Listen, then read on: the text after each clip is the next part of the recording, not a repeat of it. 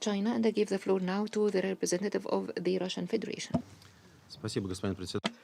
Thank you, Mr. President. We thank Undersecretary General Jean-Pierre Lacroix for his information on the state of affairs in Darfur and also for presenting the main outcomes of the strategic review of the UN African Union hybrid operation.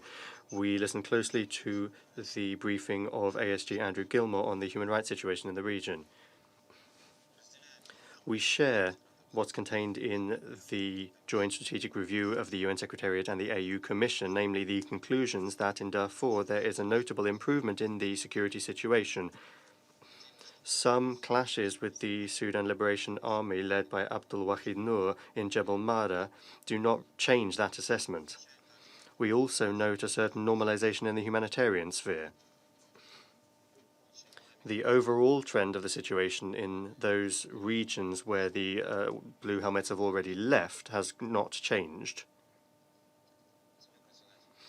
Mr. President, we believe that all of the aforementioned arguments confirm that the Security Council was right in its decision to reduce the military component of UNAMID with the aim of fully drawing down the mission by the end of 2020.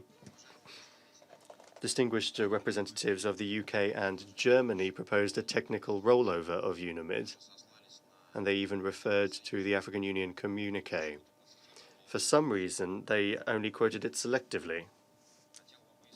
I would like to explain that the Peace and Security Council in Para 10 endorsed the strategic review and the further drawdown of the mission. I do not see any reason why we should call for any different course of action.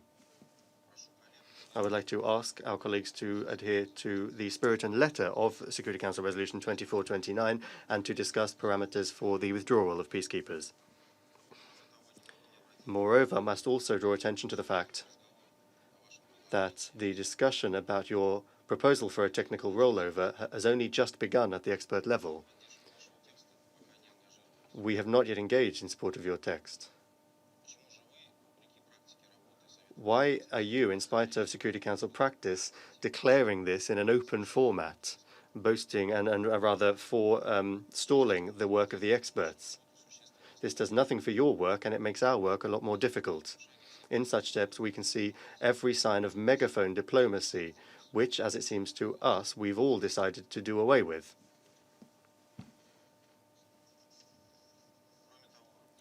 Moreover, I would also like to highlight another aspect. In the UN, there are ongoing discussions about the complicated financial situation of the organization. The Secretary General is openly raising the alarm, calling for us to jointly resolve these difficulties. Debts in the PKO budget are steadily growing. And what is it that we see? With all of this, some of our colleagues are insistently calling for a pause in the drawdown of an operation which costs more than $500 million. For comparison, the mission in Kosovo, which our Western colleagues are loudly calling for the drawdown of in spite of the needs, cost less than $40 million. So what savings are we really talking about here? Mr. President, we are of course realists. We understand that Darfur faces many complex challenges. There are questions and problems that will need to be resolved.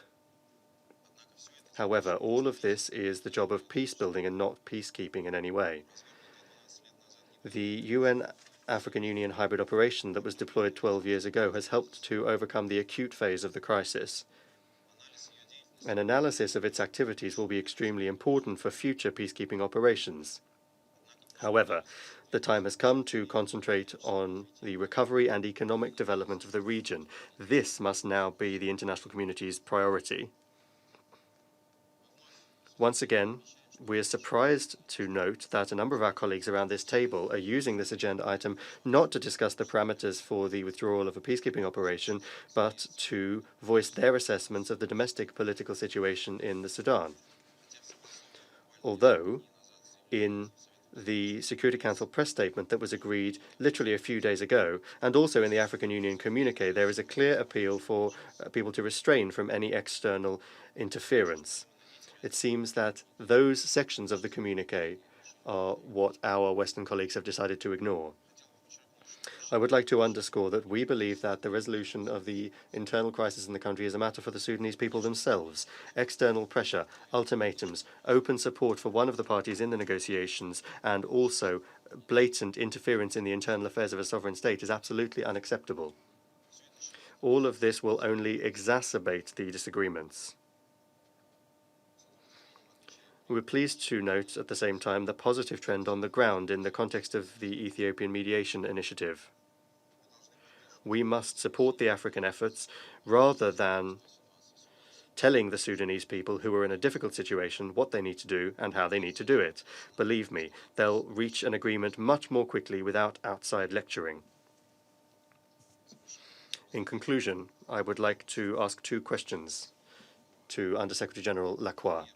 Jean-Pierre, in addition to the decree of the Transitional Military Council number 102 that you mentioned, are there any other technical barriers in the way of UNAMID's drawdown? And also, could you please tell us, in the assessment of the Secretariat, what timeframe is needed for the withdrawal and full exit and closing of UNAMID? I would be grateful for your answers. Thank you. أشكر ممثل الاتحاد الروسي على بيان I thank the representative of the Russian Federation for his statement.